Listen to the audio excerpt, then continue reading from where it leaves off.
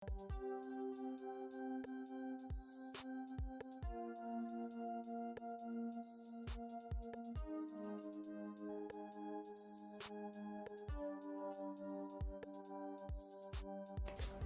up? What's good? This is your host, Johnny B. I'm here with Dario Shields. How are you? I'm good. I'm good. A little tired, but I'm alright. You're here nonetheless, I'm here. and I appreciate that.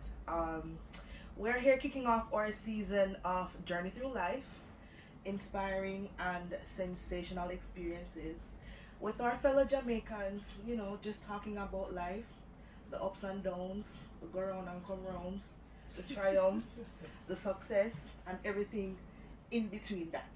So that's what this is going to be about. I'm excited. I hope you are too. I'm good. I'm good. I'm tired, but I'm alright. I'm always excited about everything with life and everything, but I'm just tired. Okay, I understand, but I'm looking forward to this conversation and just to get a little more insight. I mean, I know you personally, Okay. but I don't know the in Dario, the inside and outside Dario. I just know Dario, Yeah, right? the versions that nobody The hears steps, about. the levels. So we're just gonna go ahead and jump right in. What was younger Dario like? Who is the younger version of what I'm seeing now? Grew up, what community, schools, mommy, daddy? How is that? Okay, that's a little bit a lot to start with, but I pretty much looked the same when I was younger. You wish. You wish. I honestly do, and I'll actually show you a photo or two. I actually I haven't changed how I look. I've been blessed or rather cursed with that. The only thing is the fact that me have some gray hair now and me have a little bit of mustache, beard, whatever thing I go on or whatever. But outside of that, I've really been the same type of person. Okay. Growing up, I was a nerd. Still, I'm a nerd, but it's just I'm a more relatable nerd. Okay. I spent a lot of time in my books because I grew up in a very volatile community. Um, my life started off at Cornwall Regional Hospital, and then obviously push out the mother, them thing there. Yeah. And then, but I grew up in Mount Salem, right on the main street there. I grew up in a board house. A few of us in a one bedroom. It was a rough start, but I really appreciated the start because it's that thing that actually gave me that drive to actually want more. Right. And I was confined in a small space, so what I had to do was that I read a lot about different things in the world, different things about the world, different things about different socioeconomic situations in life because I wanted to dream for bigger and better things.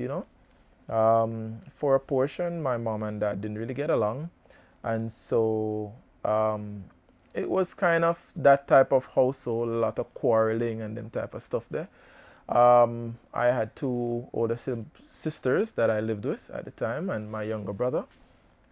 Um, Again, as I said, in a very small space with my mom and dad in that very small space, and so the only space I had was my new world, which is a book. And so I believe it's because of that why I actually started to write. And I wrote poems, I wrote stories, songs, all of those type of stuff. Because I was imagining a life better than what I had at the time. Right. So then your imagination was kind of like your best friend, along with the book.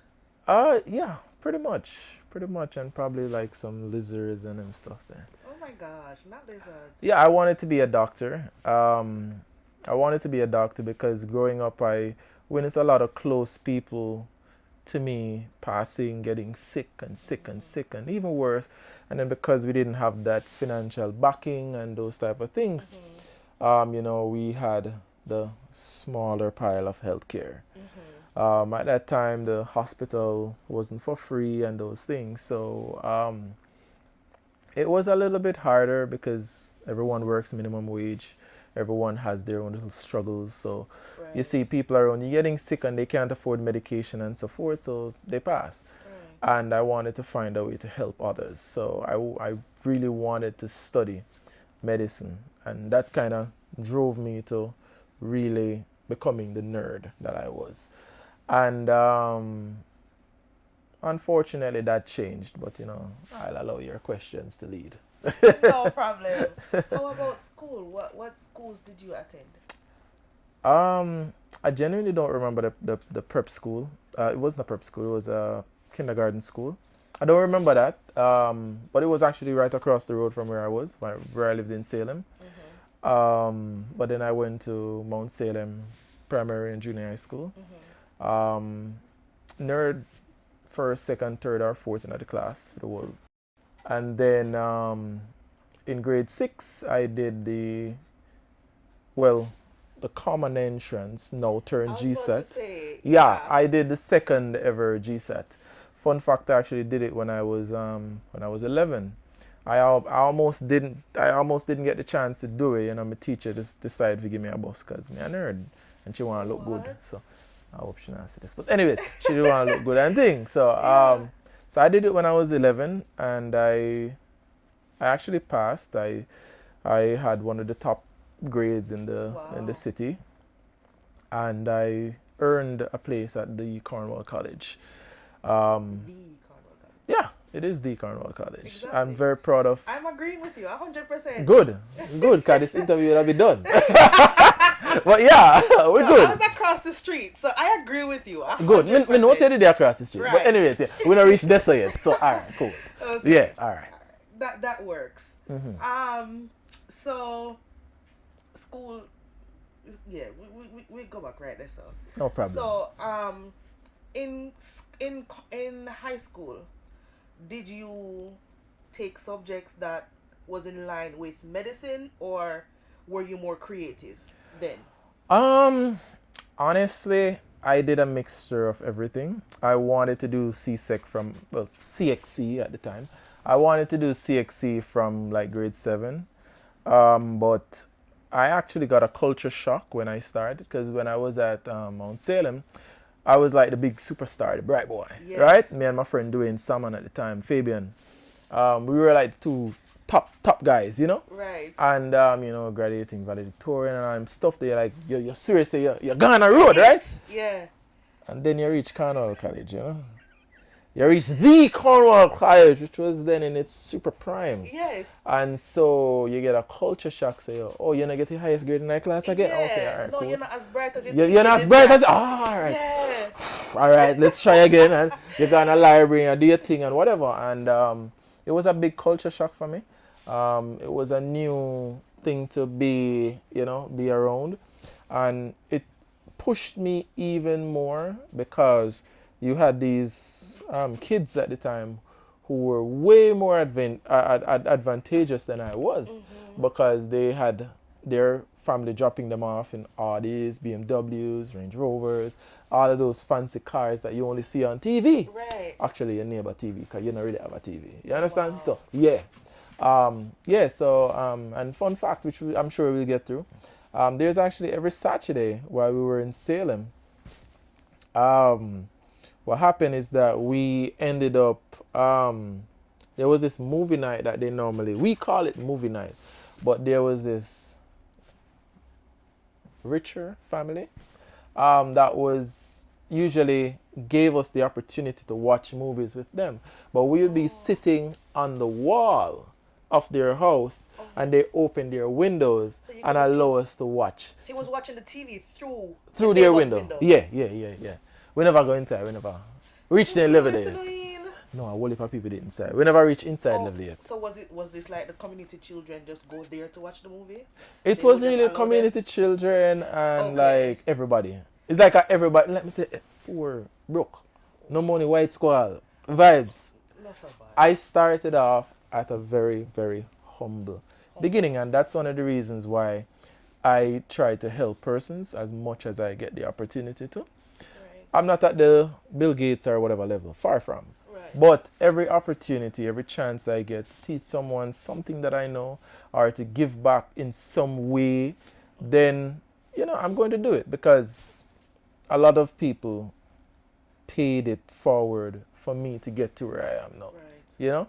But yeah, the Cornwall thing, Cornwall was rough for me. It was a culture shock, grade 7, 8, 9. It was a kind of build out. I actually placed 8th in grade 7. Then I placed, I think, 5th or 4th. Why do you remember that? No, man, I'm a nerd, man. You have to remember everything, man. And then, in grade 9, they had the careers. Every time they have careers, they had Dr. Moanton.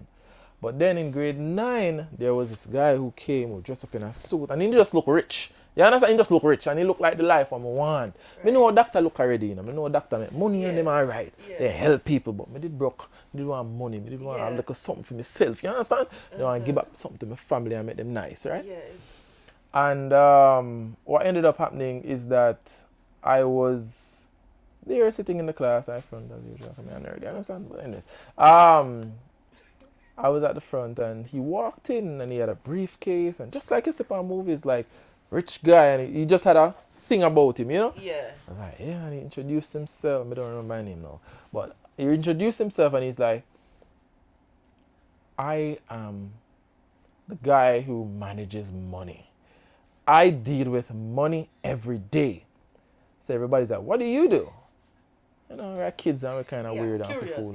Yeah, we call it for fool, but you can't call it curious. And he was like, he is an accountant. I was like, really? Tell me more. So anyways, he's there and he's talking about it. I'm just here absorbing it. The doctor did this, so neurosurgeon did this, I'm not busy with them. The money. Money, me I talk about money. Right. Broke, hungry and anything there. I'm never hungry. Bless God for my mother. She never allowed me to be hungry. Right? But anyways, so we're there and as he's talking, I'm alone, there's nobody else. And then now when it came to chemistry kind of rough, you see me? Yeah, whatever too. Chemistry kind of. Yeah, whatever. Kind of. So big up to everybody who do chemistry and pass it. Big up to all the doctors. And then some know say doctor thing now go work for me. And then it was business. So I decided that I was gonna do a mixture of both business and sciences to still test my way in it. Maybe I could be a business doctor. I don't know. At this time, I was dreaming, but I was learning more about reality, what is possible and what isn't. So yeah. And even though they try to tell us all things are possible, we still have to know in our mind like what I am capable to go through and what I'm just not. At the time, I would have had that type of temperament. Okay. In this current mindset, I know all things are possible. Right. So, but them time they do. When you're young and you're kind of, mommy, I'm hungry. Mommy say, yo, I have money, She find something give you. understand? Yeah. But now you can go earn it. And them things, say all things are possible because you have a wider view of the world. As I grew up, I got wider and wider viewpoints of the world, especially like right now. I see life in a completely different way. So sometimes I see people walking around all sad and all depressed, and even the drivers them I met nice on the road, even though I'm that type of driver too, sadly. But still, that's not what we're talking about. The way how people view life is just kind of sad and depressing. And so, I guess that's one of the reasons why, like, in my current job where I make films and stuff, I actually try to make films that kind of showcase a different side of life for people to appreciate that side that you don't really see that much. Mm-hmm. And to also showcase that, what do I call it now? To showcase that life can be beautiful if you look at it from this angle, you know? They just need a positive mindset. Because what I've seen is that a lot of times I think people's situations get the best of them and they allow it to get the best of them rather than having a more positive outlook. Okay, what can I learn from this? Why am I going through this and what is it trying to teach me going forward rather than, Lord, what make this always happen to me? Or, the complaints. Exactly. Why not have a more positive outlook to it? Hey, this is a learning lesson and I am choosing to learn from it moving forward than just sit and sulk in it. And one of the reasons why that would be because going back again into the past a bit, we lived in a board house in Salem. And then my mom and dad broke up and we moved to Rose Heights. And then around a place named Green Tank. A lot of persons would know that place. Okay. A lot of violence, a lot of different things. I think my brother's dog found a hand in the yard one morning. You lying. No, I kid you not. There was a hand, like a human hand? a human hand. And it's not a prosthetic, an actual hand that was linked to some crime and all kind of different things happened. But I was too young to really figure it out. And I think that kind of sparked me, my interest and curiosity to where I kind of wanted to learn forensics and all of those things. That kind of brought me in a different way how I viewed life again. But anyways, I moved to Rose Heights, and then again a bigger space now. So it was a one room, and then now we have a one room and a kitchen. We go on a road, and we get one bigger outside bathroom now. Dario. Yeah, man! Active! Dario. How would you get step? We have step. I thought it was going to be something more. I mean, The level of excitement that Listen. You see, when you're coming from nothing, you see if you move from nothing and gone, yes sir, a big thing. You understand? Because you never thought it was going to be possible. Yeah. And as a kid, you're in this one world, Yeah. A lot of persons right now, they have this and they have that, and they have their parents, and their parents say, oh, I don't have no money, and they're like, yo, Johnny, listen. Yes. And because of, unfortunately, this thing in Jamaica called scamming, not just in Jamaica, but over the world. Yeah. But very prevalent in Jamaica, very prevalent in St. James, unfortunately.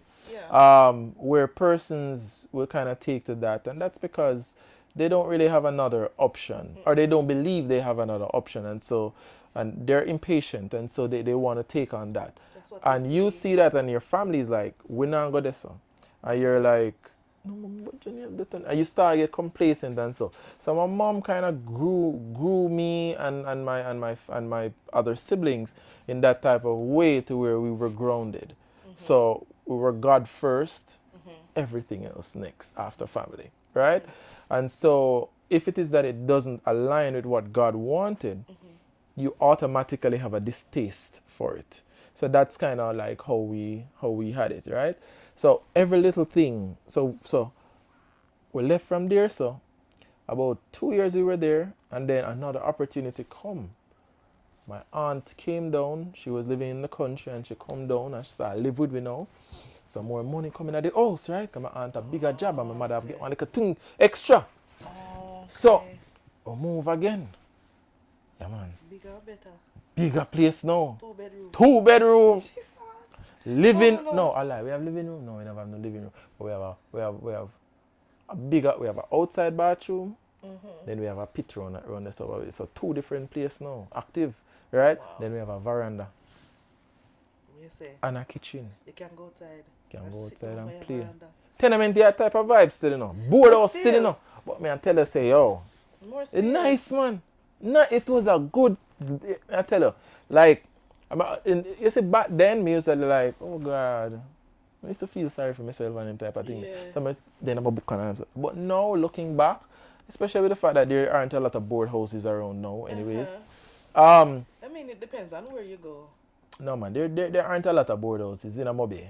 Okay. Talk truth. There's not a lot, but back then. Most of them, the like you said, what they do. But yeah, they're building a wall now. but back then, it was like a board house, and then the richer or the slightly better persons in that community. Again, so we're not about Westgate and them thing. You understand? No. Westgate is a prime, right? We never yeah. reached this so.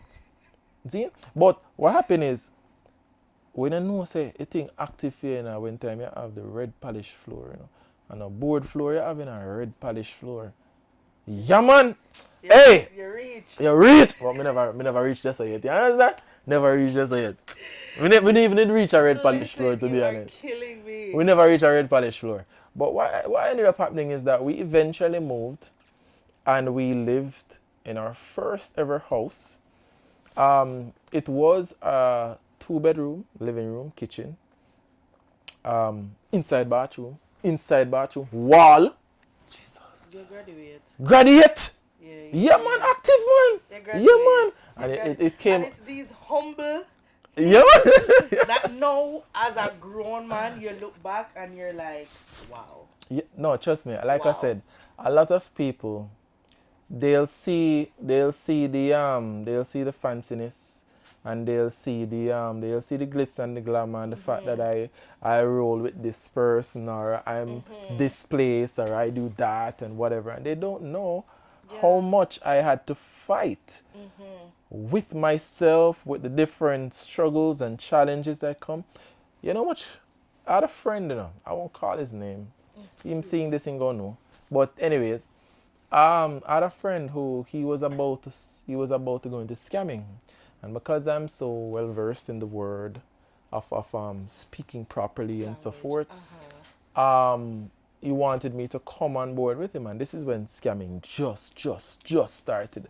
So if it is that I did take that on, I'd be a mish right now. Mish. Yeah. But again, my values are very important to me. Yeah. And so I didn't, and I actually spoke to my mentor at the time. So in Jamaican language, that be some rat out panim and them thing there. Yeah. But I was caught in between, like I wanted this for my family. I wanted this for me. I was getting older. I start have girlfriend and them thing they know. So like more have something. You understand? Yeah. And him want have something too, and his goals were pretty solid, but where we were now in Rosites, where we were, it was a little bit challenging. Every day you hear say somebody dead, you walk on the road, police want to haggle you, all kind of different things. And in retrospect, it was me used to grow my hair.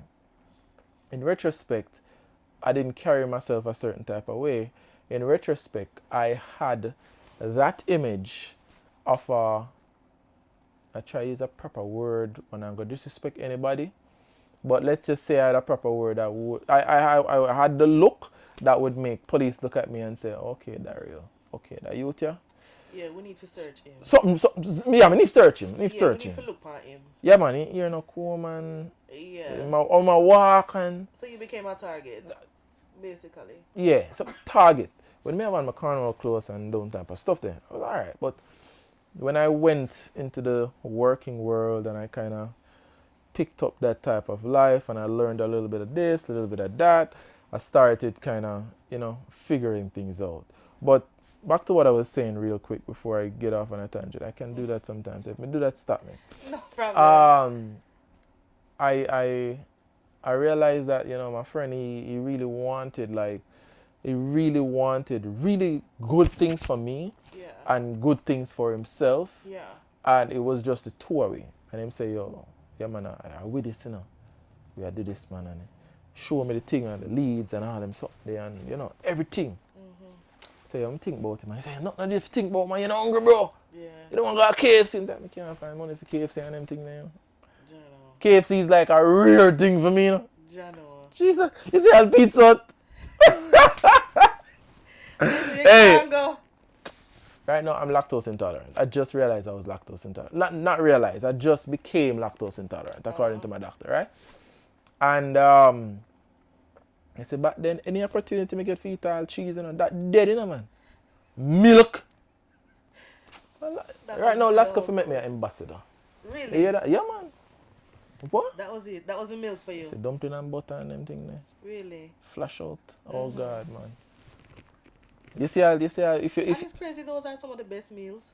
It is enough, but what happens is you want options. Yeah. When you're young, you want. Right now, I can literally eat anywhere I want, right? Yeah. But we need young women that cook no shrimp on them something there. Shrimp? I think the album says the fun. Shrimp? That's a delicacy. Shrimp! Listen. You see a lobster? I'm telling you, I say lobster. pan poster. You know, like you go beach and you see Yeah. them do them thing and them have the lobster pan or something. Yeah. Or the fisherman them Yeah, when they walk just with come it. in with them, yeah. Them time them miss a lobster. Oh. I ate lobster for the first time when I was, I think, 25. Yeah, man. Yeah? Yeah, man. Enjoyed it? Right now, tears. Don't do it. Yeah, I trying to understand. I had a very, very, very humble life. I say to people, say, no matter what you have right now, even if you're looking at your wallet or you're looking at your purse or you're looking at whatever and you see $10, be thankful. Yeah. Because there were times where, may I tell you, like even my CXC, big up to my mom. My mom unfortunately passed. Aww, And, what's that? I said rest her soul. She's supposed to rest, man. She's supposed to have and drink milk and honey and them thing. You understand? I look down and I say, yeah, my boy that. You understand? Yeah. But when it came to CXC, my dad, he was supposed to pay for the subjects. I was doing advanced maths. Let me say I did nerd, right? I was doing all kind of different things. I think I was doing 9 or 10 subjects. I don't remember right now. And we could only afford to do 7. Wow.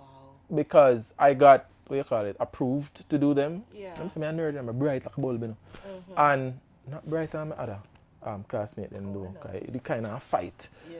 You win this subject, you win that, but me used to beat them for 6 in our accounts. Everybody for 6, right? From your city accountant. From the city accountant, man. Me get the more money. You understand? Yeah. So, anyways, we go along and we do the thing, and what ended up happening is that it was just a rough thing for us. So every little moment mattered. But then CXC come, and the teacher come, Dario, the deadline is coming up, and mommy go pay money, man. Mommy go pay tomorrow. You're supposed to pay already. Reach home, mommy. And I look for me and say, Dario, I get the money, and I call that, I call the father, I get you the phone. So I know what go happen. So mommy, I can't, what am I go do? What am I go do? Yeah. But you know, say heart and them something there, but I say, what? Heart? Are you bright light bulb? You mad? I have nothing against heart. No, but like but I saw myself, my potential being stifled. Yeah. It's like my old dreams were constantly being cut. Everything I want to cut. Fear come, can't go fear. If I go fear, I can buy 1 drinks or one like a snack. I can't be, you know, saying a fear usually have to pay for going to this place, that place. Yeah. And one alone me get to pay for. Yeah, man. You have to choose good. You have to choose good. Because if you ever choose wrong. You know, sometimes you're going to one room and in the lane and you say, Judge of God. Yeah, I'm going to the next one. We can't afford it. Yeah. So you have to make sure you scope out and pick the right one. Sometimes I actually have to go home. And from Rose Heights to Cornwall, you know. I know an easy walk. You walk from Rose Heights? Yeah, to Cornwall. Yeah, man. As in you had to go up 41? Yeah, man. Yeah, man. And CLM Mill and them thing there. Yeah, man. It was a beast. But one of the reasons why I didn't really mind it, to be honest, my mom didn't have it. My dad really wasn't around. And there was this particular day that kind of struck me one type of way, where I was, what's the right word? I wasn't being the nicest kid. My mom usually gave me like, I think it was like $1,000 a week to go to school. So you used to get your lunch money weekly? No, man, she trusts me with money. She trusts me with money. No. She trusts me with money, man. She used to give like, per Monday she give you... Everything. Yeah, man, she have to fork out it, man, because if she not fork out it, some bills might come up and it might spend and everything, you understand? But like I say, $1,000 per week, right? This was in grade 8. And mark you, some of these kids are getting like $3,000 and them, more and more, you understand? It's weird to me. But hey, they have it, so. You know what I mean? Mm-hmm. So anyways, so she gave me the money and she was like, Dario, you know, so I don't have much this week. Some bill is due. And my dad was supposed to send the money, he didn't. And so she had to go out of pocket. She had a very small job and so forth. So she had to make it work, right? Yeah. And so I was in grade 8 at the time at the Cornwall College, where everybody drive fancy car and everybody bright like a bulb and everybody look good and dress good and everything there. Barefoot pants, big boat. You know, you have to get a cheap boat. You understand? Big bag. You understand? They used to call me parachute. Oh. You know the bag there? You know the parachute there, man? You know kids are the meanest. Yeah, man. Parachute? Parachute, man.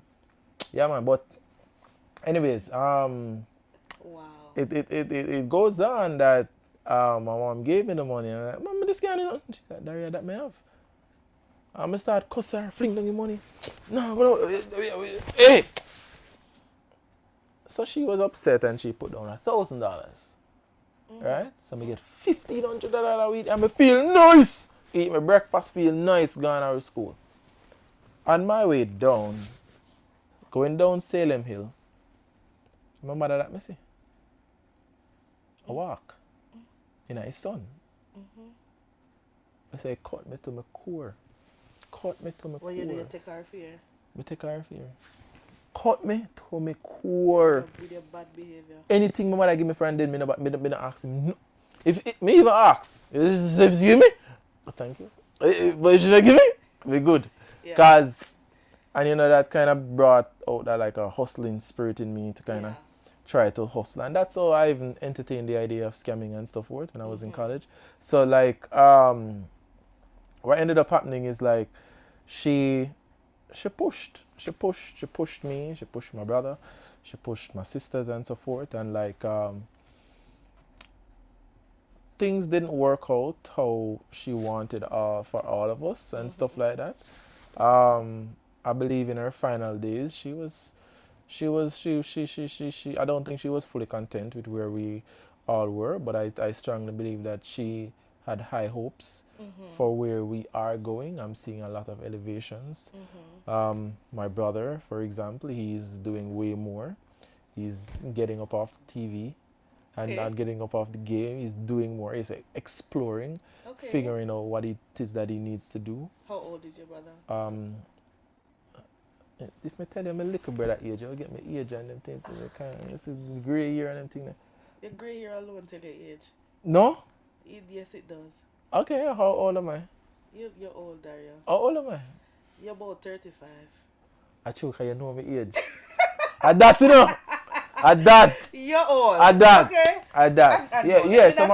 Let me not say that. 35 is young. You're still young. Yeah, man. But you're getting there, is what it means. Anyways, we ain't gonna go into that. But so my brother is 30. My brother is 30. He's 5 years younger than I am. Fun fact, we almost had the same birthday. Oh. So my birthday is November 19th. And on my 5th birthday, I come home from school only to find that my mom is in the hospital. Right? I knew she was pregnant and stuff, but may expect to see my mother. Right? 5-year-old, happy. Yay, mommy. Yeah. And she was in the hospital. Next morning, she comes home with a baby. With a little big head boy. All of my attention gone, right? Because you were the wash belly at that moment. Yes. And, you know, what ended up happening is I found out then that, you know, I didn't know then because I was young, but afterwards I found out that he almost had my birthday. He was born a little bit after 12. And you know that means you'd have to start share your birthday party now. No, I never have no birthday party. Yeah, man.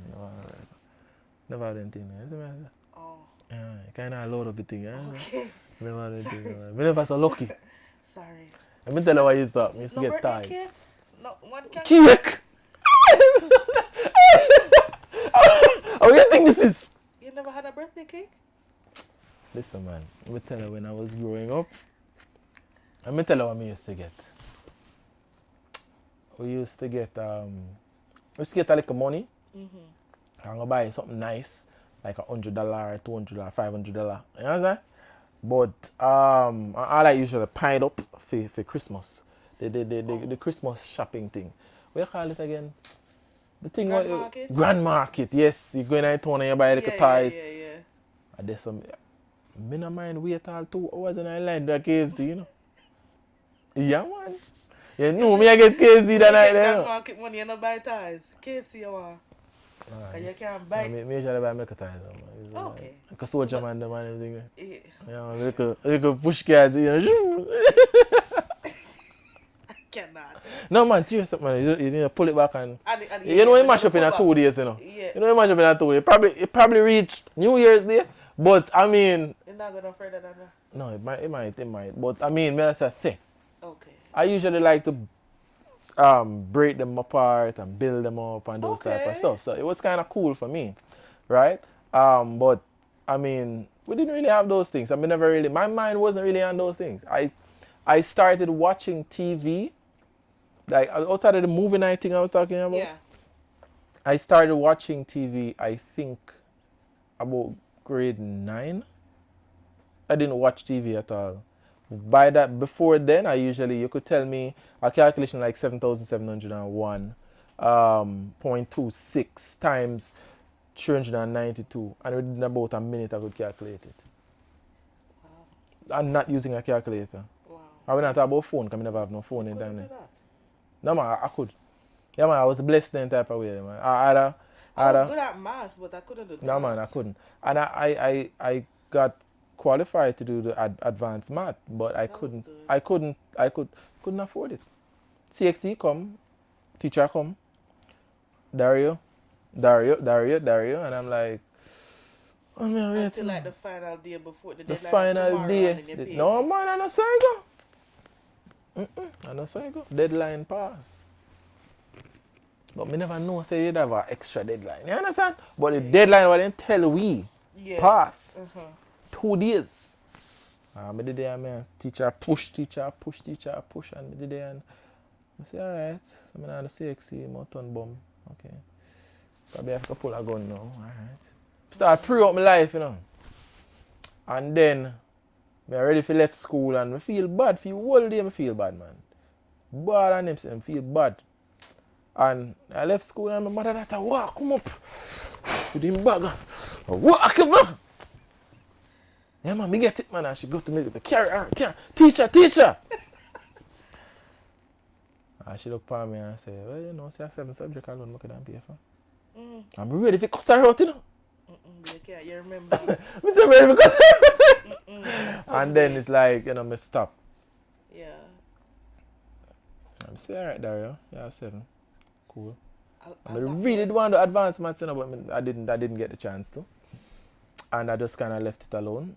But seeing the struggle that she went through, I said to myself, you know, I'm not going to make she go through this. You know?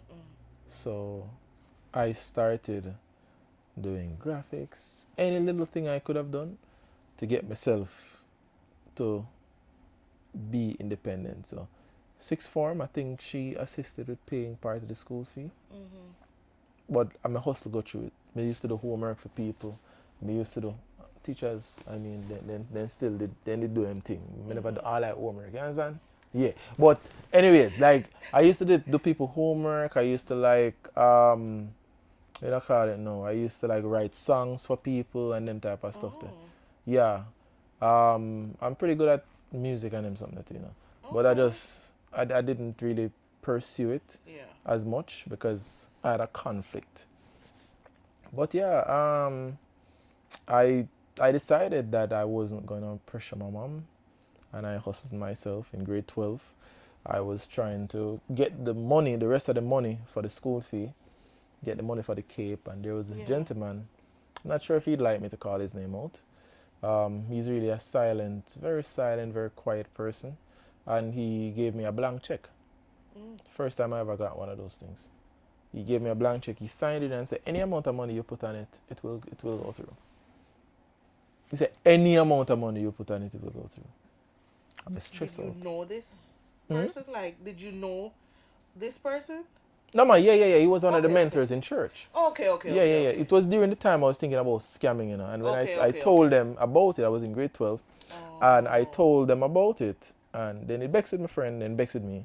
But then they were kind of looking out for us, giving us other options. So seeing this place I was in, I believe that kind of leaned his heart towards helping me. So multi-millionaire guy, no, man. rich guy, right? And he said to me that, he called me one day and said, Dario, where are you?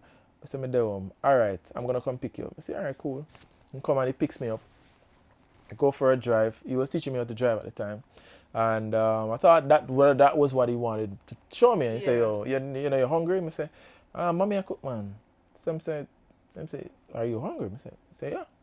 He said, all right, KFC drive-through. We can go. 3-piece. Yeah. Yeah. 2 drinks. Yeah. And believe it or not, I actually ate one of the pieces of chicken and I brought the rest and I brought the other 2 pieces home for my family. Wow. Yeah, man. Like I said, I most of what I do is to benefit not just me. A lot of people think I'm a very selfish person. A lot of people have a lot of different notions of who they believe I am. And so I just shut up. I just allow my work to talk. And most times I don't even post my work. People see me with a lot of different people and places. And then they're like, oh, I'm switch up and whatever. And they don't even know. Because I never share what my plans are. It's very deadly for you to actually do that. Because if someone finds out the level that you plan to go. Look at, I believe it's Joshua. He shared his dreams. Joshua or Jacob, I don't remember, in the Bible. In the Bible? Yeah, he shared his dreams. Well, I thought you were just talking about somebody like... So I don't read the Bible, bizarre. I do read the Bible. We'll go deal with that, man. We'll deal with that. And he shared his dream to his brothers, and his brothers beat him up, fling him down and picked. I think that was Jacob. Jacob, alright, cool. See? And I learned from that story that sometimes you must just keep your mouth shut. So most times when I talk and I share things, I usually foolishness. I share about, I love to skate, I love film, I love that. But I never share my big goals and big dreams with people who I don't believe have my best interests at heart. Because at the end of the day, bad mind and all of these things can really damage where you're going. And I've actually seen it a lot of times, even recently with a new company that I started. And it was a big blow for me because I never expected that from someone so close to me. But I mean, you live and you learn. And after you learn, you grow. If you choose to apply what you learn. Exactly. And that is definitely it. Oh yeah. Your outlook on whatever the circumstances. Oh yeah. Oh yeah. All right. Well, your first film. My first film. How did it come about? Well, a whole heap of steps before that. But what happened? All right, to fast forward it, I went to come see. I worked for a year after Cornwall, and it was one of the worst years ever. Because I, bright like a bulb, I'm serious, everybody there ahead of me in a school. So many other students in the class. Cornwall College grew up a great men. Right? Most of them are doing amazing things in the world right now. So humble to be from that school. Unfortunately, people have damaged the reputation of the school now. But, I mean, when I went there, and the persons that were before me, and even many persons after me, have done amazing things. So I thought that I was just like this average guy going through. But then I got the big average score, and I found out I placed 4th in my graduating class. So I was almost valedictorian. And I was shocked. It was when I was going for my, what's the name again? So we call Dunce moment. I was going there for my my report. I don't remember the name of it now. But anyways, I went there for it, and I found that out, and I was quite shocked. Anyways, so I spent a year out. I was working. My first job was actually at a little restaurant over by Freeport. My mentor was running a little restaurant there, and so I was the cashier. They're big league. They're $4,500 a week now. Yeah, man. That was remember what minimum wage was at that time? I don't remember, but it was $4,500 I was getting. I got food and everything. Like, I don't have the problem with sharing these little things because maybe it will encourage someone. because they might they get one like a piece of money and then think, say, oh my God, like, oh, it's so bad. Minimum wage is now $15,000. Yeah. You get me? I saying? Like, that's 3 times what I was making. But then, cost of goods kind of enough more ago. now. Right? It's not decades. It was actually 2007, right? So, what ended up, and a decades that? Actually, what decades? Almost. That's almost 2 decades. Just cool, like, damn, like, cool. Go ahead. So, what ended up happening now is that I was always big on service. I'm always big on serving others, right? I have no problem with putting my feelings aside and helping others, but people might think it's weird because they don't understand what my master plan is now. But anyways, so what I did was that there's this guy who always come, and every time he come, Red Bull, one straw. $250 and he want 20 change, I think. Something like that, right? So I usually just boom, do that, right? Every time he come. So he's there like, you're pretty quick. You know, Vistaprint would actually like you. So really, just send in your resume. So, all right, cool. And the Vistaprint at the top. Yeah. Call center place and I'm up in a Jamaica, you know, you make money there, so you know. I went, I decided to send in my resume and stuff. And I sent it in. They called me the next day to come in for an interview on the Saturday. I got some time off from my job to go to that interview. I went and I finished the test. Everybody did there on the place. I said I did them tests. And the person comes like, you need some help? I'm like, I'm finished. They're like, what? I'm finished. They're like, what? I said, I'm finished. Like, okay. Get them, I'm gonna come out. On my way out, the same guy, Mr. Red Bull guy, he was there and he was like, oh, I see you finished my test. I said, you're a test. He was the recruiting manager. Wow. Right? The final part of the interview was to sell a pen, and I'm pretty good at sales, naturally. So I matched that up, I got the job. Did the job, worked for a year, to fast forward. And I worked for a year and I was in school. You graduate from 4,500 a week to how much now? Because you're stepping up the ladder now. Jaja God, hold on. A big money now, you know. Yeah. A big money now. A KFC two times a week now, you know, man. Yeah, man. 2 KFC 2 times a week. And lunch. Progress. Lunch. I think it was like $19,000 or something. Start making money now. $19,000 a week, you know. We're on 4 times more, you know. Yeah, man. Can't pay tax on anything. What? Yeah, man. So anyways, so I was doing it and I wanted to go to school. I got a job the same time I got that job offer. I got a job offer from Scotiabank. That one was slightly less to start off, but then your pay raises, right? Like drastically, right? And the big thing is, if I were to take the job at Scotiabank, I wouldn't get to go to school. Oh, okay. So I wanted to go to school full time and then work part time. Vistaprint would have loved that. Scotiabank didn't. So I said, all right. Tough it out, ask some mother, some friends and family members. And then say, yo, take on it. I say, Vistaprint one, man. You never know. So I took that on. Got promoted within the year. Didn't take it because I was going to school. They created a special shift for me. Wow. Yeah, man. And because of that, they actually created different shifts for other persons. So I guess I'm a trendsetter. So people at Vistaprint, bless up on yourself for me. Cause anyways, boom. So anyways, we started the school. I started school and I was so tunnel focused. It wasn't even funny. I didn't have time to anything, anybody, nothing. Long and short, finished the course. I was one of the only persons who finished the course there, the ACCA course. And I went to Kingston for the graduation. And when I went there, find out, say, boom, Dario, come third in the island, fifth in the Caribbean. Wow. Little old Dario against the big Mishes and the rich people of Jamaica. Yeah. You know, say, I be a rich people do account, you know. Yeah, man, I'm the nerd, man. I take it, boom, boom. Big up all nerds. So, I was third. I got about 7 or 9 job offers that night. Wow. A lot of people wanted me to move to Kingston and do this and do that, but then I wanted to go to Harvard University and I wanted to do all kind of different things because master plan. I try mix up the start plan. open now. Doors start open up Yeah. and thing there. And unfortunately, I didn't go because of some little things that happened in my life. One of which was my mom got sick and all kind of stuff. And I kind of wanted to focus more on my family rather than going after my dreams. So my dreams took a back burner for a bit so that I could, help them out. Went back to school at ComC for a different course.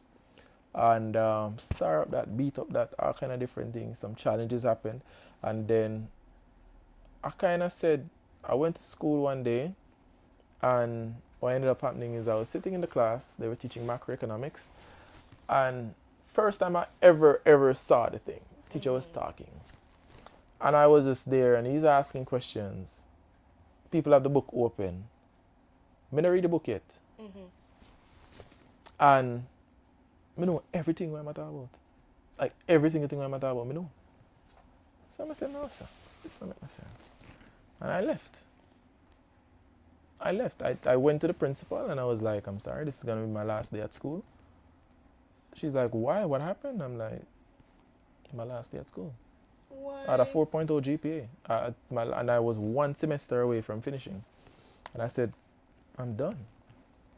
President of the performing arts, this, that, captain sports, all kind of different things. I was running at the time, all kind of different things. And I just stopped. I just said, no.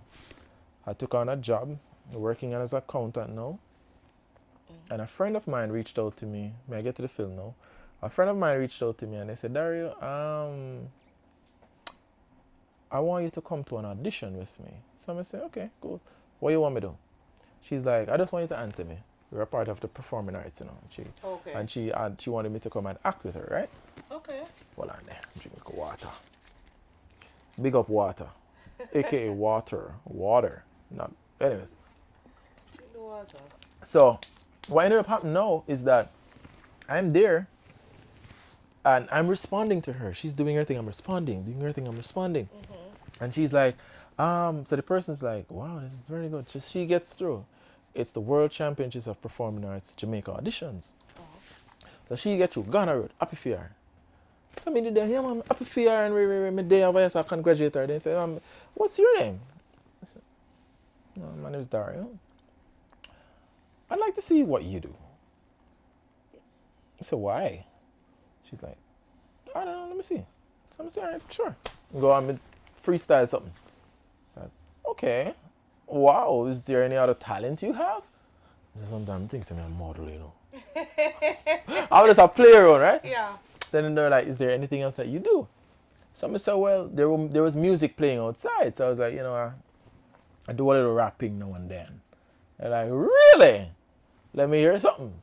So I'm put on a beat and, drop a little thing, my stuff like three-plugger raps and DJ. So anyways, I'm there now, I'm drop it and they're like, what? Everybody was like, they did, I got accepted in it and I went to LA, just fast forwarding a bit. I went to LA, first time on a plane. It was a beautiful experience, like, man. We graduate now, like from plane, yeah. Plane. Yeah. Go for visa. Stress out. Everybody just stress out, attack, all kind of different things, and I went and asked them the questions, and I gone through, get my visa. I'm saying, all right, cool, all right, boom, go get buy ticket, and actually someone sponsored the ticket for me. Yeah, man. They get the visa where you can't buy the plane ticket? No, man, you have to hustle out the thing. Okay. Say hustle. Okay. $750,000, hustle. You know, it was a big thing. Oh, wow. Big hotel and all them something. Competition fees and travel fees and all kind of stuff, right? So anyways, reach.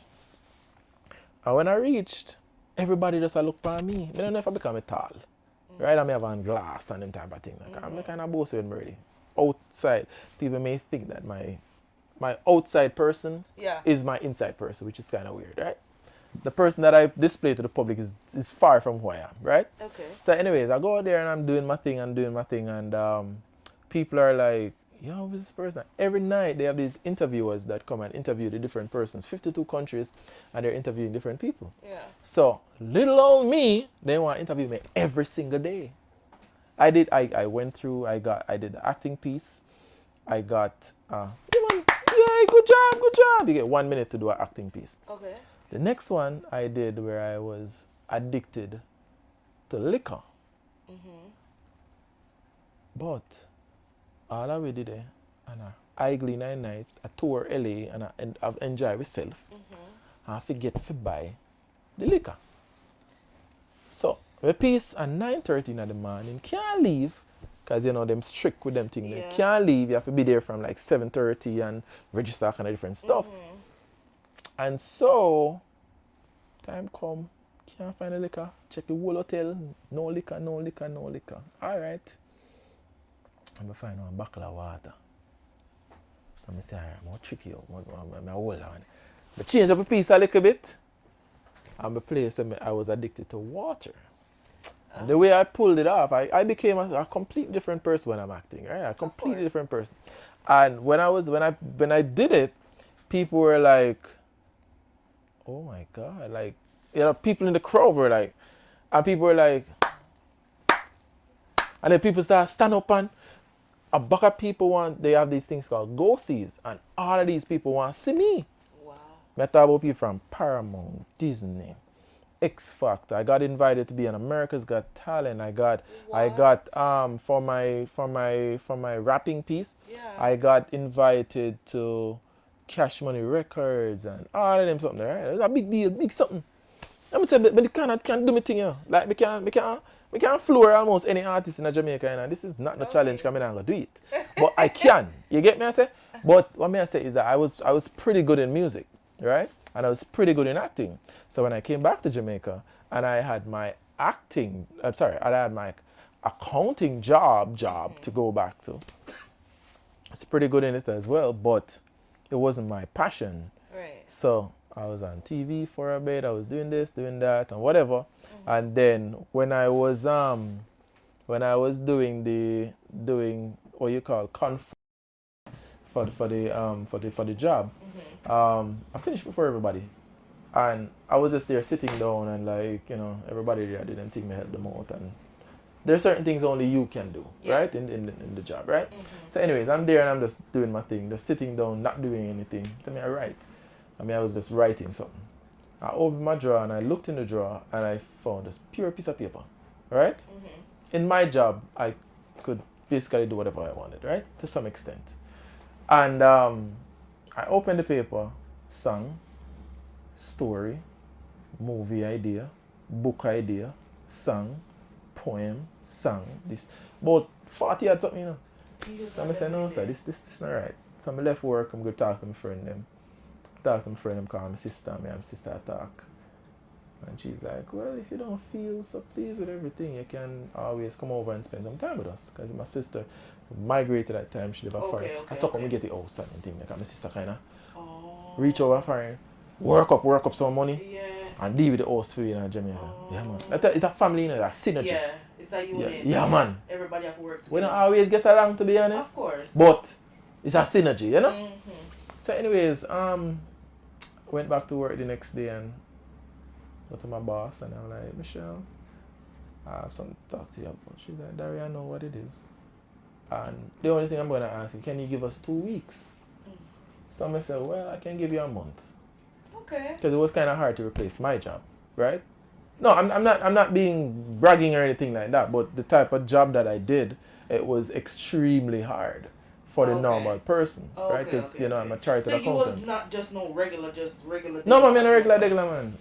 No, man, I'm a regular type of thing. Okay. But I ended up helping to train my replacement for the job. For the time I was there, they did the interviews and whatever, and then afterward they chose the person, and the person had to shadow people until I left. So while he was shadowing, I was helping to train him and show him the process and everything. I left, I went overseas, and when I was over there for a bit, all I was doing was just watching movies and stuff. And I got fascinated by it. I was making notes and just writing stuff.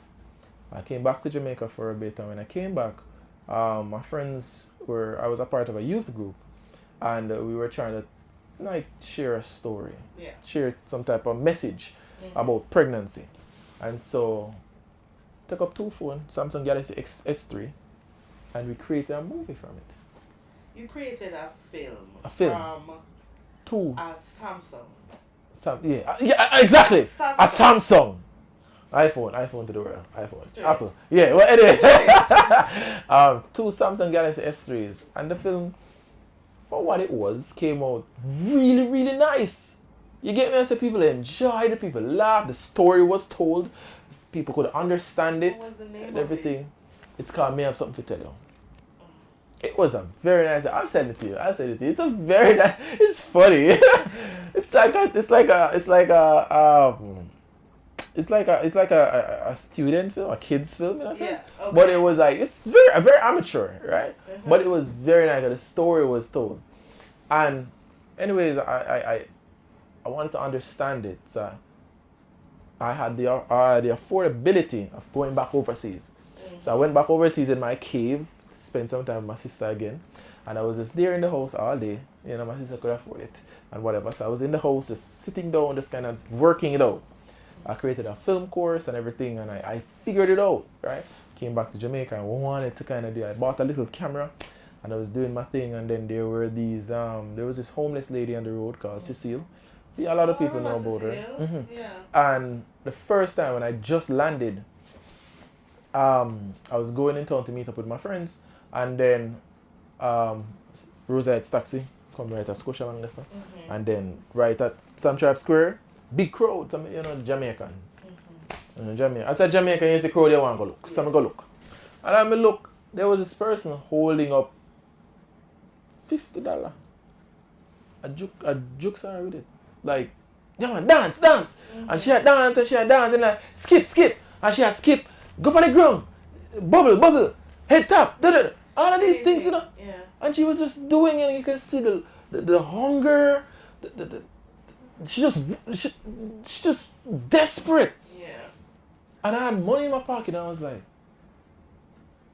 no sir, it's not right. I'm gonna take out 50 US, I'm gonna walk over my gear. I know that she could go use it by drugs and things, But like, it was just to prove a point. So like, treat people so. No. I walked over and so I spoke to my friends about it, and we were like, yo, we need to do something about it. So a friend of mine, superstar Aubrey Stewart, he said, let's do a video telling the story of how this person became homeless. Like what happened. And so we did a video posted on YouTube called The Story of Cecile Harvey. And the video got back of views. People downloaded the video and uploaded it with their logo as if I didn't do it, which was so sad. But I didn't mind because the message was going out. Yeah. Then we started doing more. There was this guy named Sanjay, who is a rapper, singer, writer, everything. The guy don't mad. He was just homeless. He literally was just in an argument with his friend. And just one little argument. He unfortunately stabbed the guy. The guy died. He went to prison. Served his time. He came out. His family disowned him. He ended up on the street. Nobody know there on him because he might come from jail. Come from prison. So homeless. And people see him and people think he's mad. He don't have money to buy clothes. He's dirty. Yeah. He might beg because he not no choice. He doesn't have an education. He got locked up when he was 15. 15 or 16, I don't remember the age. But he got locked up, right? Yeah. And what ended up happening is that, he didn't have nothing. And so we were doing a makeover thing for him. And in the midst of it, we were going to do this big thing. Big something. For the homeless people and that kind of stuff. And I got a call when they Dario. You hear what happened to Sanjay. So I said, what happened to Sanjay? Sanjay dead. So I said, okay, what happened? You understand? Yeah. I understand. People die. I'm at this stage right now where I understand So death. sad. And this guy, he apparently saw someone put down some money on a cart. And he took up the money. Hungry, desperate. He's on coke and something, right? But he desperate. So he took up the money. The guy find him. Said, sorry, boss, sorry. And put him back the money. And they still kill him. The guy chopped him up. He got 87 chops. And the saddest part about it, Jamaicans were there. Right at Sam Sharp Square, yeah. Jamaicans did it. Everybody just a watch. Nobody not helping. Nobody not helping.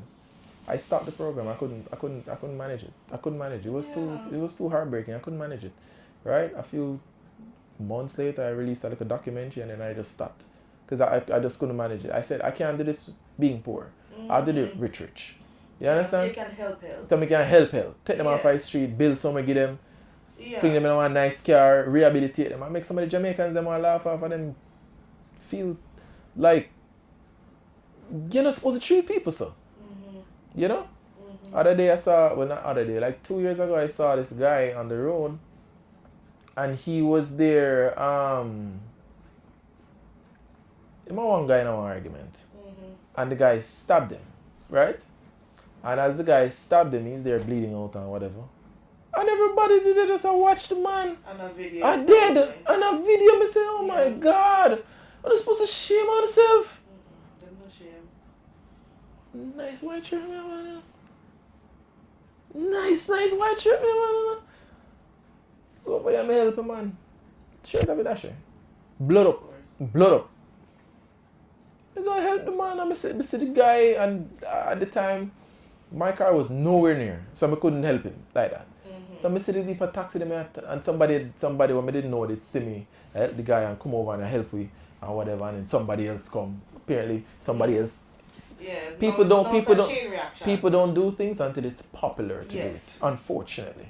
So you have somebody who's gonna take the big blunt of it and start to do it, and him get the ridicule until other people stop. And then when it's popular to do it, everybody's like, oh, I can get a name, I can get some likes on Instagram, can go viral, yeah, Tik Tok and them thing, going viral is a thing. Yeah, man. I don't even post some of my work. You know what I mean? I work with Miss Universe or with Miss Jamaica World. I've worked with a lot of different government officials, international people. I've done a lot of different things, you know. But I don't have a need to share it like that. For what? Likes? No. What likes go do? Likes not changing nothing. Yeah. You understand? And so, anyways, all of the things that I do, the films and all these things, is actually a means of actually helping to share stories, to do things to help other persons. So I believe one of the things that would be a good way to kind of segue into is that my mom passed, and when she was on her deathbed, I couldn't find the right words. I couldn't find any words to say to her because it was imminent. It was about to happen. It's just today, tomorrow, or one next day soon. But you could see it. She was struggling. My sister was saying to her, like, lift up your hand. Like, we're on video call. She's overseas. She just got her U.S. citizenship, you know. See, I was so proud of her because she was like, she was doing all these studies for this exam thing that you have to do. Yeah. And she passed, and she called me like, pass. She was so happy. And then like she got sick, and unfortunately she died. So anyways, as she's there and she's trying to lift up her hand, you could see like she's lifting up her hand. It's like hard for her to move her hand. She's fighting. I said, no, sir. Yeah. My family, everybody today, I just had bawling on him. I said, no. I said, God, take her. She's not supposed to live. She's not supposed to live with this. Take her. Fine, me not get for gear the yacht and them thing, no more gear and them thing. Take her. Just take her. Unfortunately, she passed a few minutes later. The last thing I said to her is, no matter what, I'm going to get you that Oscar, because we're always talking about things. And I said to her that I'm going to win the biggest award in film for her, dedicated to her. And to everybody out there who wants something, but because of whatever challenges you have, you find say it's hard and you don't want to do it and whatever. Yeah. So I said, you know what? And since then, so after that, I spent all of my money, literally everything that I had, to buy up some equipment.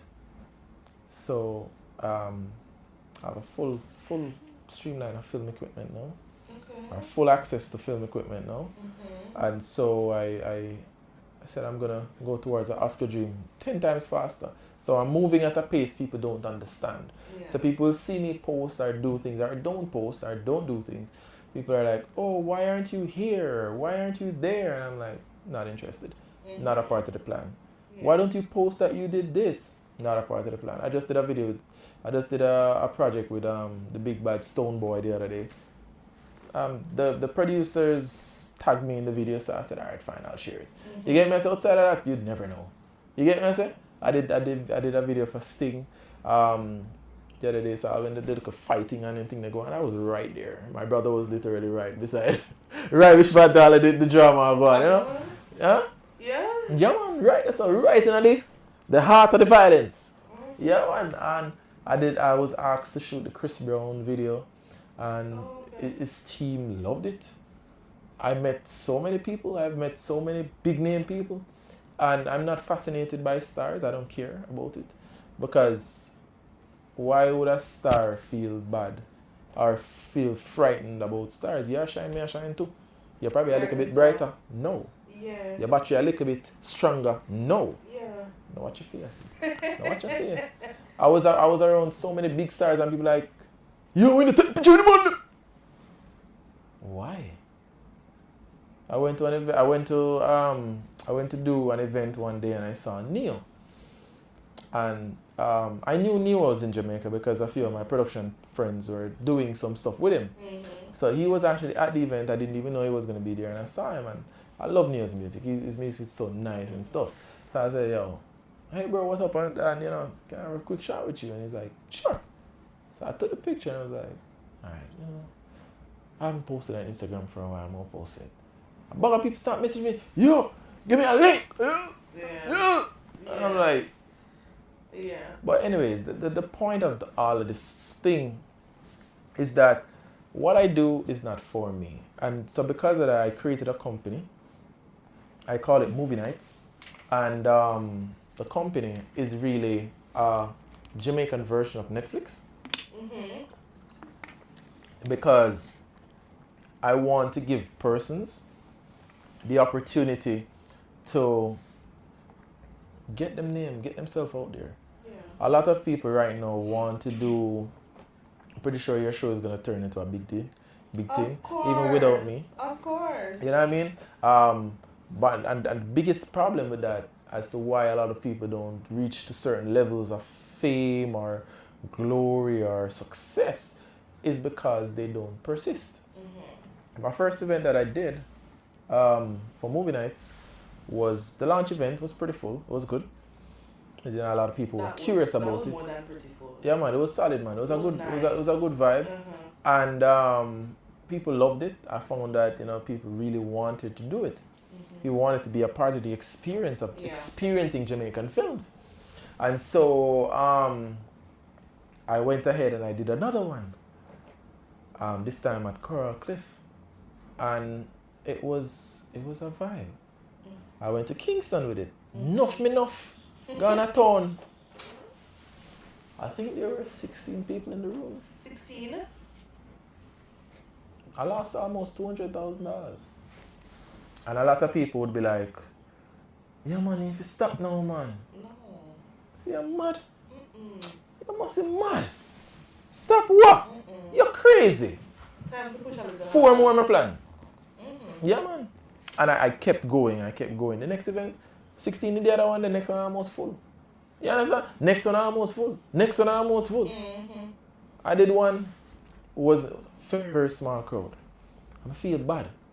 Well, not me. My team feel bad. I'm like, why you stress yourself?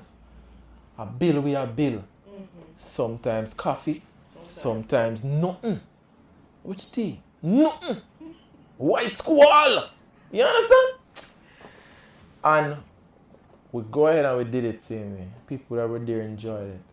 There was one person that was there that really loved it. That person introduced me to someone. And that person introduced me to someone. And through that one person that I entertained, I guess, for the night, we got access to 16 locations. Wow. So talking about scaling the idea, Jamaica has its own Netflix. Jamaica has its own, not its own. Jamaica have another movie theater, movie nights. You understand? It's just that I haven't pushed it out there as much as I would like to. I guess this is a means of doing that. But I'm very quiet about some moves that I make because I want to make sure that when I do it, it's done properly. I don't want to half-ass things. Right. You know? In the company as well, I decided that I'm gonna teach persons how to do film. People want to learn how to make money. That's the point. Even people who the scamming, people who the robber, people who kill people for money and all them type of stuff there. You understand? I grew up in the ghetto. I know enough people. Yeah. You understand? You'd never find me go say XYZ, and you never go find one police go come to me and say XYZ or whatever. But like, I understand. You get me I say? And it's because I understand why I said, you know what? In my what would I say now? In my space of film, a lot of people want to do film. It's cool, it's fun, it looks good. So I created a program or a course that I'm finalizing now. I'll release the details soon. Teach people how to act. Teach people how to write. Stories, films, songs, all that type of stuff there. I teach people how to do photography. So you can make a lot of money from doing photography. If you want to go downtown, I see a lot of people doing it now. Downtown, Kingston, wherever, at one event, with them like a printer, take the picture, get some money. That's a way to get money. That's a way to start. That don't even say that's where you're going to end up. No. You can start there and have a nice studio like this one. You get me? I say even bigger, even better. You get me? I say you have people, and then another one that does film and video production. Yeah. So with that, people can learn how to actually create productions like this. People can actually learn to create movies like I've done.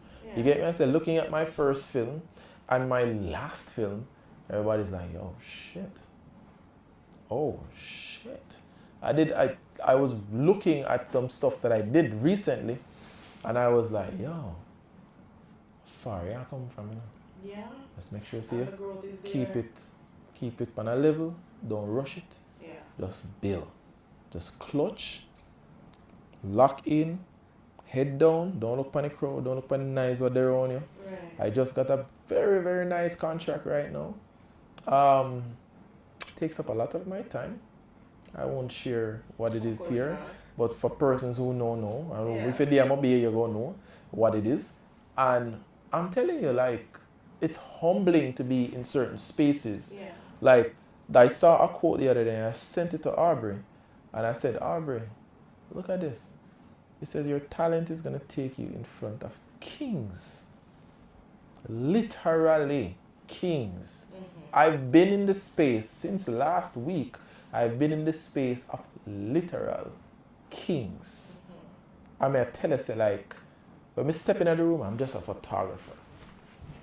But just for being at the space, being at the room, closed off, and I hear certain conversations, I'm like, oh shit. Yeah. People who believe say, oh, there's nothing going on in Jamaica, I'm sorry for no. Things are growing, but the thing is, and that's one of the things that a lot of people, Jamaicans, won't really understand, is because they expect things to be done quick, just like in scamming and just like in certain types of robberies and them type of thing that you get quick, fast. But certain things, in order to be done properly, and especially if it's going to last, you have to take it in stages. Yeah. And that's why I'm so happy for all the people who have given me access to them and access to some of the things that they're doing. So like, for example, one of the things I'm open to sharing is there's this massive mega complex being built in Mobay right now called the Pinnacle. Yes. Yeah, the super 28-story building, right? Yes, I got called about doing the drone shots for that project. So those mega super drone, nice shots with the sunset and those type of stuff that you see, I actually took those pictures. Oh, right? Did you? Yeah, I took those pictures. I've never really advertised it, but again, I don't need to. You get me? I said, but I'm not that type of person who's hunting fame and that type of stuff from that. See? And when I shared it with a few friends, I'm like, yo, that bad. Do that, because if you do that, you're going to get that. And I'm saying, no, it's not the plan. So you have to find limits and you have to find ways how to not allow yourself to be distracted with what you're doing. You get me, I say? It's fine to have your little circle of friends and circle of influence and circle of people who you share some things with. And if you look at my Instagram, if you look at my, I barely even use Facebook now. If you look at my Instagram, I don't even use TikTok. I'll go on it because somebody send me stuff and then I come off because it's so distracting, right? I don't have time for that. I'm like, I have my down moments where I look at it. But if you look at my Instagram, what you'll see is not me bragging about things that I've done, is you see me sharing lessons that I've learned or different stages that I've overcome. You know, I got asked to be a part of the program being rolled out by the Ministry of Tourism called the Tourism Innovation Incubator. 17 Jamaicans were chosen. Congratulations. Yeah, man, thank you. 17 Jamaicans were chosen, and only 11 persons, 11 or 9, I believe, completed the program. I was one of them. God bless my soul and all these things, and God bless my team who encourage and motivate him, because it's extremely hard. But the things where you learn, and I want to give that back. I can't share the information yet, but I will publicly share some of the lessons that I've learned soon, so that other people can learn and grow. Because I had this idea to share movies. I know it's a whole company. I know it's a whole big mega complex that's gonna be competing with Palace Amusement very, very, very soon. I have my big projector screen coming this weekend. That's going to be a movie night that we're going to be doing, free giveaway for persons in the park or by Harmony. Starting it out, something to kick off summer, have fun. People have to pay. Let them come and enjoy themselves. You understand? Because it's not about money for me. You understand? Something different to do, not something to do. There's a lot of different things there for you. You can party, you can drink, you can do all of these things. Nothing wrong with that. If you want to do that, that's you, do you. You understand? But I don't. And I know why I don't. You understand? But yeah, and I feel as if, like, if it is that, if I could share something with people, I would say, you have a dream, think about it seriously. How bad do you want that dream?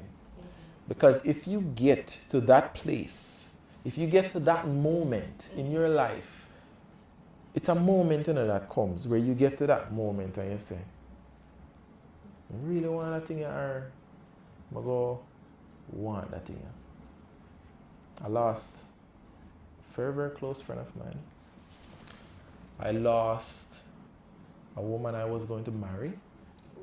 I lost my mother. I lost a lot of job opportunities.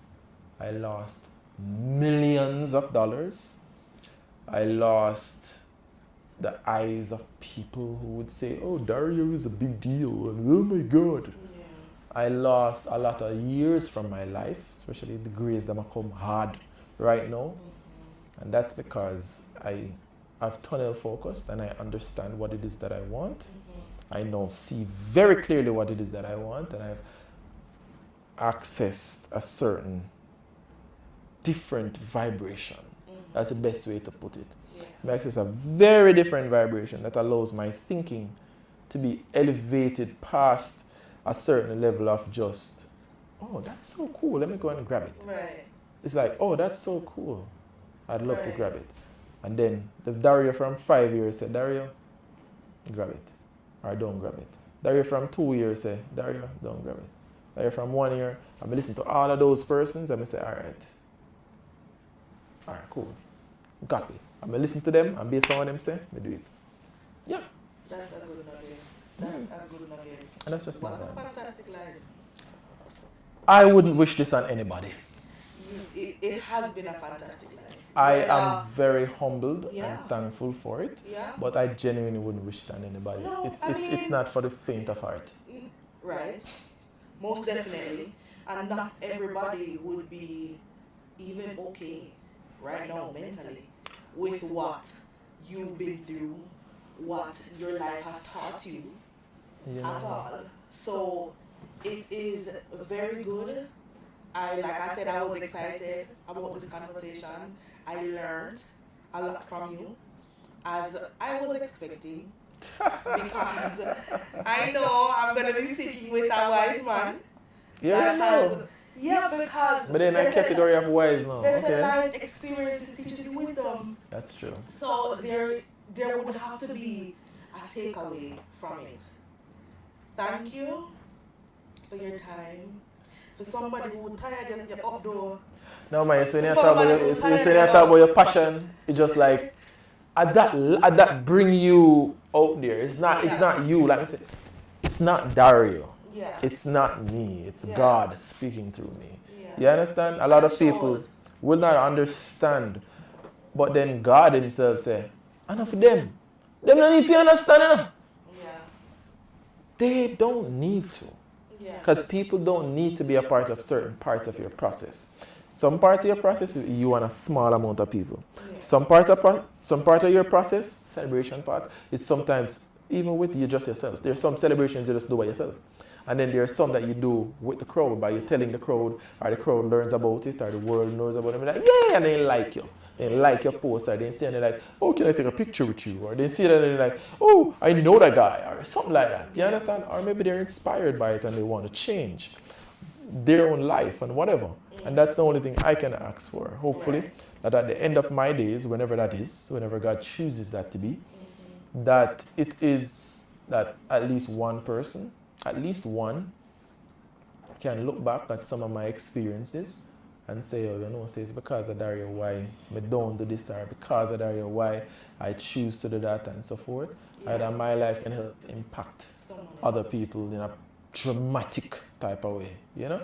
Right. So, and that is what this is all about. Journey through life, inspiring others. And I'm sure there are multiple people out there watching that will be inspired by you. It's the energy that you give it's off. a vibration. Yeah. Like I said, that different vibration. Yeah. Trust me. Trust me. Like I said, it's good. It's good. I genuinely just hope that, like I said, one of the reasons I agreed to this is, this is the first time I've ever shared a lot of things. I don't think even my brother here knows some of these things. And you heard it here first, guys. You heard it here first. No, man, but I feel as if, like, when you shared what you wanted to do with me, you know, I listened to my spirit, I listened to God, and I say, oh, you know, obviously there's some things I said I'm not gonna share yet, but I feel as if, like, there are some people going through certain things in their life where they're at a block, or they're at a stuck stage, or they're at a stage of a crossroad where they want to know if they should make that move. Make a move. Make a move. Because guess what? You never know who your story is going to inspire. You never know who you're going to be taking from putting one thing around their neck, or giving them another option where they see the strapping on and want to deal with the thing, you know. But they say, no, let me try to apply for that Jamaica. Let me try a different thing. Or then probably go dial a thing, and the client them frustrate them and them type of thing, and then just don't please with what go on. And they say, you know what? Frustrated and leave it alone. This is not for me. More sell the X, or more sell the X, or more sell the beast. I'm going to start a little shop. I'm going to do a little thing, because I started off to want a little dingy camera. I'm going to send you a picture. One little dingy camera I buy. Dingy camera. No, monster. Yeah. You understand? Yeah. But dingy, monster. Well, I really started with like a phone still, but then we're trying dingy camera and then. You get me, I said? But yeah, just start. That's my own thing. Just start. You see me? Thank you, Dario. Thank you for taking your time. Tired now. Thank you for taking the time to come and sit with us. I appreciate it. Like I said, this is our first episode. I look forward to many. And of course, I look forward to having you again when you have more things to share. I would be happy to have you here anytime. Thank you so much. Have a wonderful evening. Thank you. And I'll see Bless you upon later. yourself. Yeah, Guys, that is it for our first episode. Journey through life, inspiring and sensational experience.